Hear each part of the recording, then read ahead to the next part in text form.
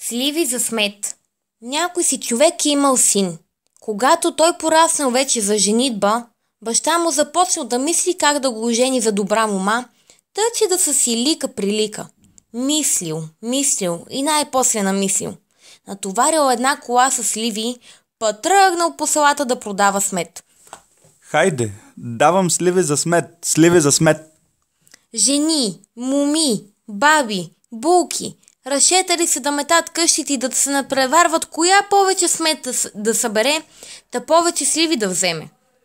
Пък смет дал Господ колкото искаш. Една носи цял чувал, друга крина, трета пълна престилка, носят и се хвалят. Мари, гледай колко смет събрах из къщи. Добре, че дойде такъв щур сливар, да му го дадем, че да не го тъпчем у кюшетата. Аз тая смет събирах и още толкова имам да събирам. Пък аз цяла година да събирам, не мога я събра. То се насъбрало, колкото искаш. Сега на бърза ръка посметох малко, че ми сират сливици. И човекът събирал смет, давал сливи. Всички доволни и той весел, не може да се насмее и нарадва. Най-после дошло едно хубаво момиче. То стискал малко смет в една кърпа. И то рекло сливи да купува.